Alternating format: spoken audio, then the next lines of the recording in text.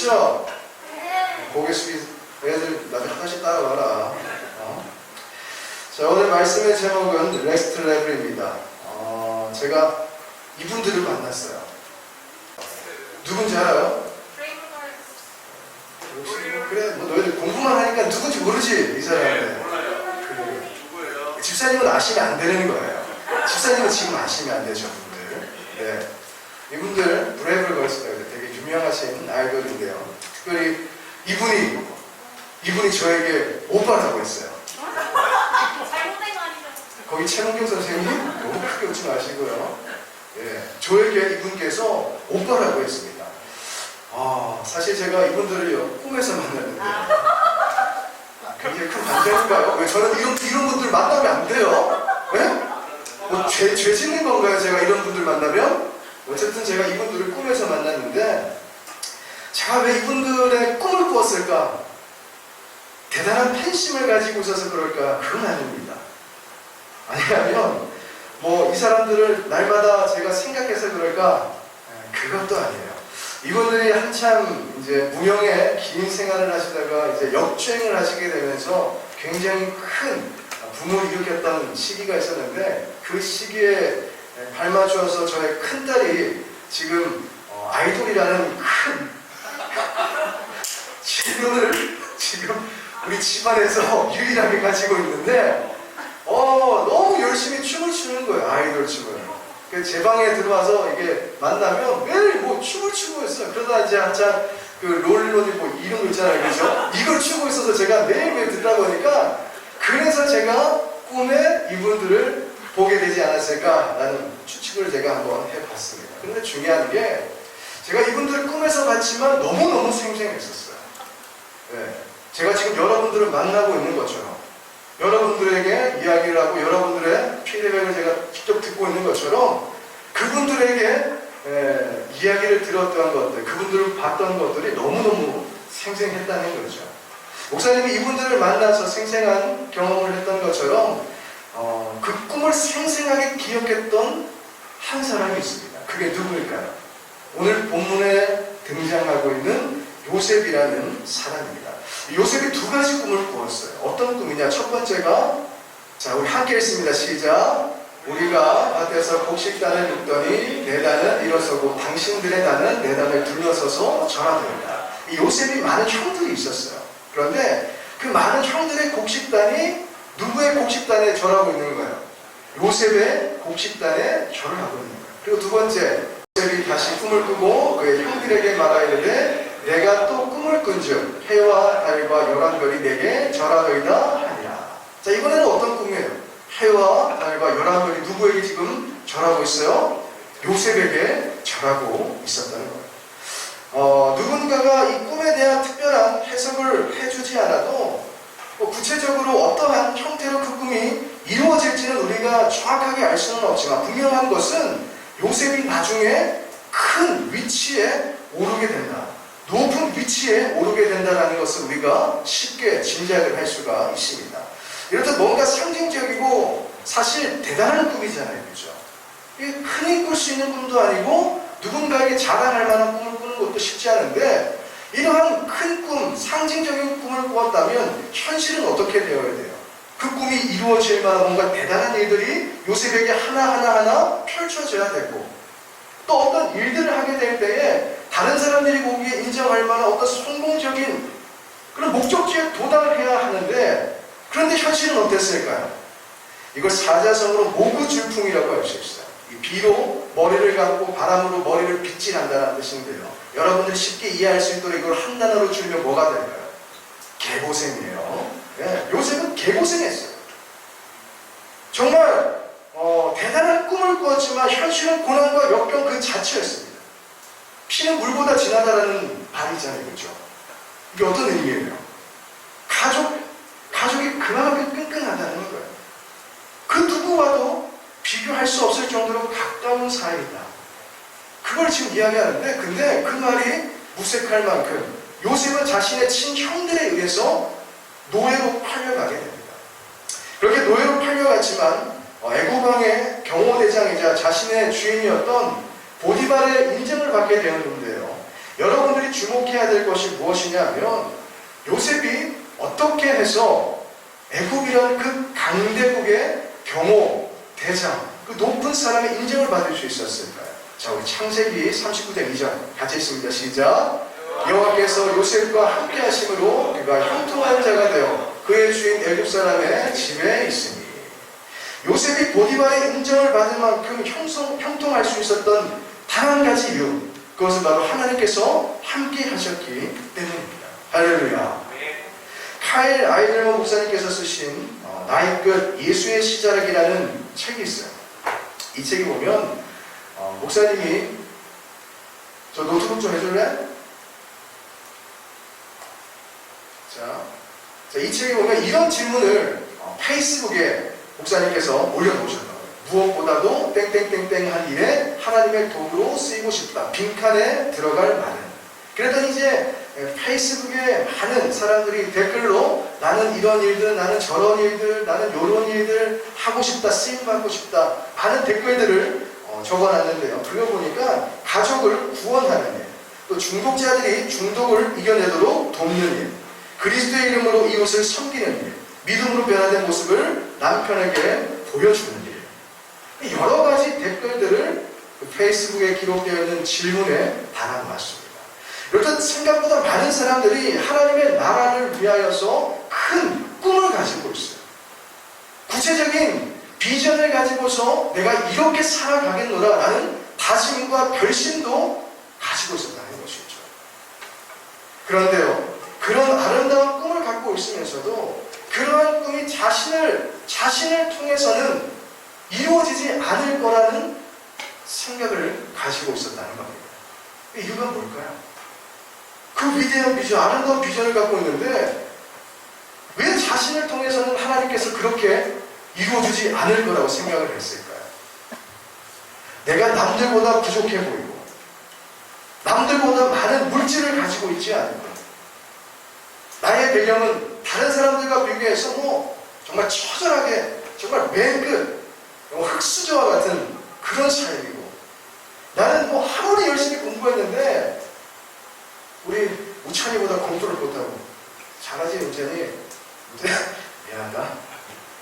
아무리 열심히 해도 좋은 성적이 나오지 않는 거예요.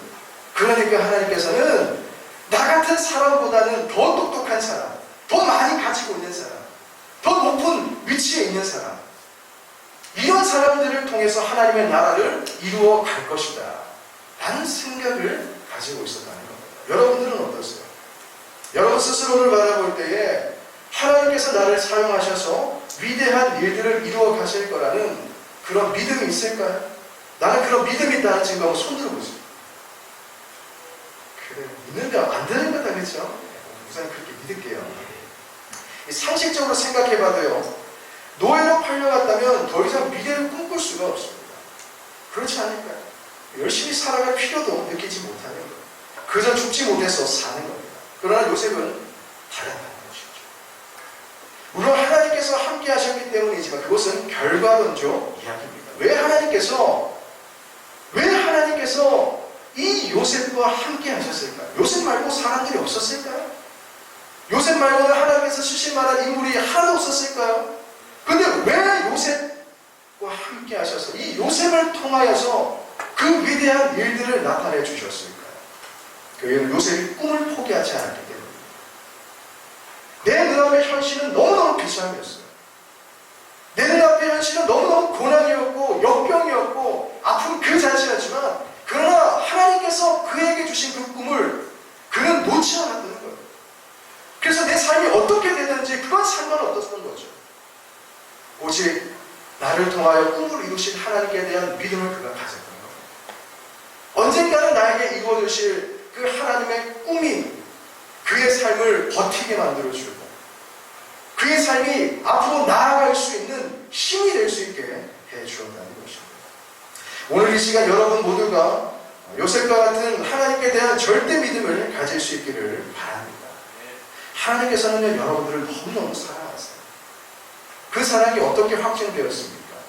하나님의 하나밖에 없는 독생자 예수님을 이 땅에 보내신 것뿐만이 아니라 그 예수님을 십자가에서 죽이시기까지 하신 그 놀라운 사랑이 저와 여러분들에게 이루어졌다는 거예요. 그 사랑을 통해서 우리는 구원을 받고 그 사랑을 통해서 우리는 죽음 이후에 천국에 갈 수 있는 유일한 그 방법을 우리는 해결함 받을 수 있게 된 것입니다. 여러분들 이 사실을 진짜 믿어야 돼요. 이 사실을 믿지 않는다면 우리가 하나님께 내 삶을 맡긴다? 그건 거짓말. 이것부터 여러분들이 진실로 믿어야 그 다음에 내가 하나님을 위해 살아갈 수 있고 그 다음에 내가 하나님을 위해서 살아가겠노라 결심한 것들을 포기하지 않을 수가 있게 되는 겁니다.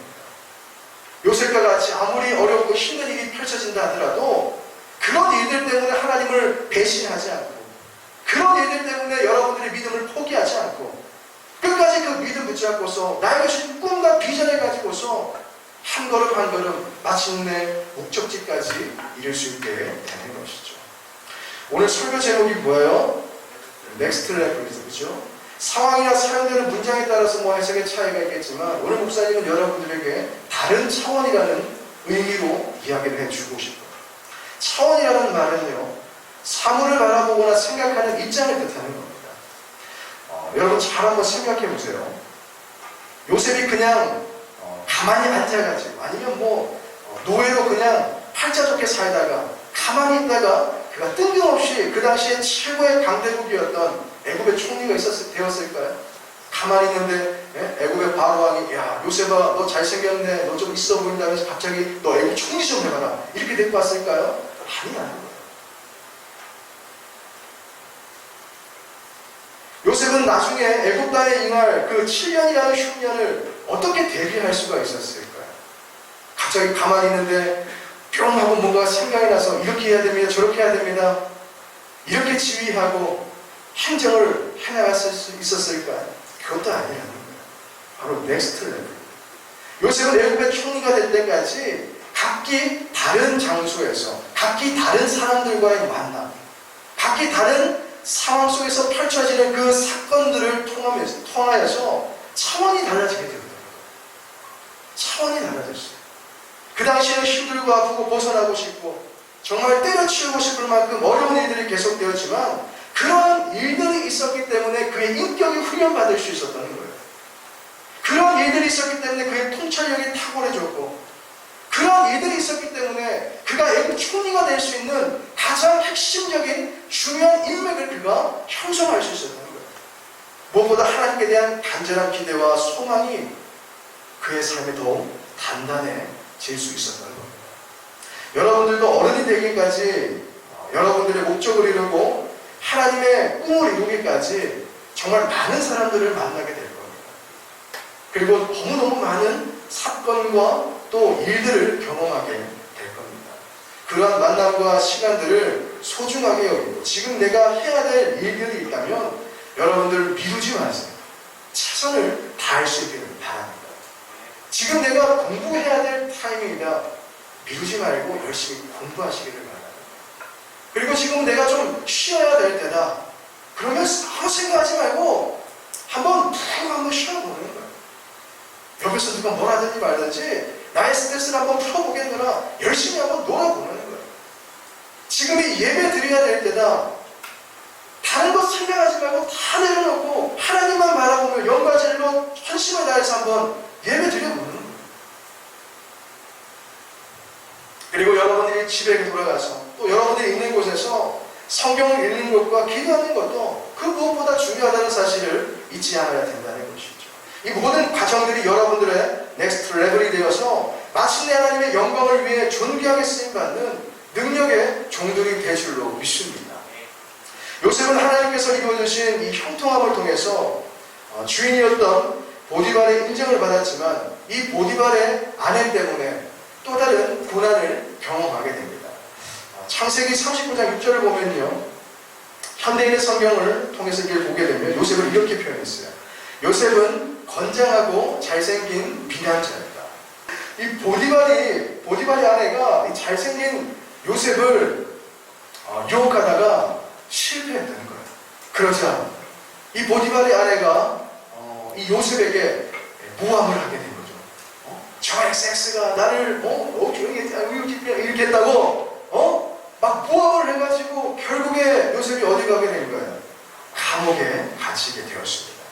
보디발의 아내와 같이 마귀는요, 여러분들을 계속해서 유혹할 거예요. 여러분들을 계속해서 미혹할 겁니다. 거짓말의 유혹, 또 성에 대한 유혹, 술이나 담배나 지금이나 어른이 되어서도 하지 말아야 될 그런 많은 범죄가 여러분들의 삶에 행해질 수 있도록 생각을 통하여서, 또 사람을 통하여서, 상황을 통하여서 여러 가지 갖가지 문제들을 통하여서 여러분들을 결국 죄를 짓도록 유혹하고 또 시험 들게 만들고 미혹한다는 사실입니다. 그래서 베드로전서 5장 8절을 보면요, 우리의 대적 마귀, 이 마귀가 오는 사자와 같이 두루다니면서 삼킬 자를 찾고 있다라고 말씀을 하고 있습니다. 이러한 마귀의 유혹을 이겨내실 수 있기를 바랍니다. 하나님 앞에 범죄하고 싶은 그 순간이 찾아왔다면 요셉과 같이 내가 어찌 이 큰 악을 행하여 하나님께 죄를 지으리까? 이 요셉과 같이 믿음의 선포를 하실 수 있는 여러분들의 믿음이 될 수 있기를 예수님의 이름으로 축원합니다. 이런 요셉은 억울하게 감옥에 갇히게 되었지만 그러나 죄의 유혹을 이겨내게 되면서 또 한 번의 넥스트 레벨을 그는 이루게 되었던 것이죠. 이제 요셉은 감옥이라는 장소에서 자신의 꿈을 이루게 되는 결정적인 인맥을 형성하고 또 그들과 함께 지내는 시간 동안에 또 많은 지식을 겸비할 수 있게 되었습니다. 그 사람들이 누구냐면 창세기 40장 1절인데요. 여기 보니까 애굽왕의 술 맡은 자와 떡 굽는 자가 요셉이 갇혀 있었던 그 감옥에 같이 갇히게 되었습니다. 여러분들이 그냥 보게 되면 술 맡는 자, 또 떡 굽는 자, 형편없는 사람들처럼 보일 수도 있겠지만, 자, 이게 먹는 거다, 그죠? 근데 이건 그냥 아무에게나 주는 사람들이 아니라 왕에게 술을 주고 왕에게 떡을 주는 사람이에요. 자, 근데 이 아무나 신뢰가 없는 사람들에게 이런 걸 맡길까요? 이상한 독푼 술을 왕에게 줬다, 독푼 떡을 왕에게 줬다, 그럼 왕은 어떻게 되는 거예요? 죽는 거예요. 그러니까 이 사람들은 왕의 생명과 연결되어 있는 사람들이었다는 거죠. 그러니까 무한한 신뢰가 있는 사람, 내가 정말 믿고 맡길 만한 사람에게 이러한 직책을 줄 수 있는 거예요. 이런 대단한 고위 관부였던 것이죠. 어쨌든 이 사람들은 왕의 눈밖에 났어요. 잘못을 해서 감옥에 갇히게 되었는데 어느 날 이 사람들의 근심에 빛이 있음을 요셉이 보게 됩니다. 그래서 요셉이 그들에게 묻죠. 어찌하여 오늘 당신들의 얼굴에 근심의 빛이 있나이까? 사정을 들어보니 이 두 사람은 각기 다른 꿈을 꾸게 되었는데 그 꿈을 해석하지 못해서 근심을 하고 있었던 거예요. 그래서 요셉이 꿈을 해몽해 주었습니다. 그렇게 술 맡은 자는 다시 복직이 되는 꿈이었고 떡 굽는 자는 그냥 그 감옥에서 죽임을 당하는 꿈이었는데 창세기 40장 14절을 보니까요, 다시금 복직이 되는 이 술 맡은 자에게 요셉이 이렇게 부탁을 합니다. 당신의 모든 일이 잘 되거든 나를 기억하셔서 나에게 은혜를 베풀어 내 사정을 왕에게 말씀드리고 나를 이 감옥에서 나가도록 해 주십시오. 한번 생각해 보세요. 요셉이 얼마나 기대되었을까요? 정말 억울하게 모함을 받고 지금 감옥에 갇혀 있는데 그래도 하나님께서 내게 꿈을 알게 해주셔가지고 이 사람이 풀려나게 되면 이제 나도 모함에서 다시금 그 억울함에서 벗어나서 이 감옥에서 나갈 수 있다는 그 간절한 기대가 이 요셉에게 없었을까요? 정말 하루하루가 언제 나는 여기서 나갈 수 있을까? 나는 언제쯤 이 억울한 감옥 생활을 벗어날 수 있을까? 정말 기대를 가지고 하루하루를 보냈을 겁니다. 그런데 하루가 지나고 이틀이 지나고 3일이 지나고 4일이 지나고 시간은 계속해서 흐르는데 아무런 연락이 없었어요. 왜 연락이 없었을까요? 23절 보면요, 이렇게 기록합니다. 요셉을 기억하지 못하고 그를 잊었더라. 술 맡은 자가 요셉의 해몽대로 풀려나게 되었지만 그는 요셉을 잊었다는 겁니다. 이걸 연축이심이라는 사자성어로 표현할 수 있어요. 저렇게 좀 길게 되는데 그냥 화장실 들어갈 때 마음, 나갈 때 마음, 이게 다르다는 거예요. 여러분들 이런 거 잘 알죠, 그렇죠? 사람의 마음이 얼마나 간사한지 이 사자성어를 통해서 우리가 잘 알 수 있는 거예요. 일반적으로 간절히 소망하고 기대하던 일들이 무너져 내리고 정말 한순간에 물거품이 되어버리면 큰 실망에 사로잡히고 다음을 포기하게 됩니다. 그런데 여러분들이 창세기를 읽어보면, 특별히 요셉의 이야기를 집중적으로 여러분들이 살펴보면 계속되는 악재와 계속되는 고난 속에서도 그가 꿈을 포기했다, 하나님을 원망했다, 하나님께 불평했다, 하나님을 저주했다, 하나님을 떠났다, 이런 구절들이 있을까요? 없어요. 그런 구절들이 없어요. 그런 맥락에서 존 맥스웰 목사님의 태도라는 책에 보니까 이런 글귀가 있습니다. 태도가 가장 중요한 것은 아니지만 태도로 당신의 삶은 달라질 수 있다.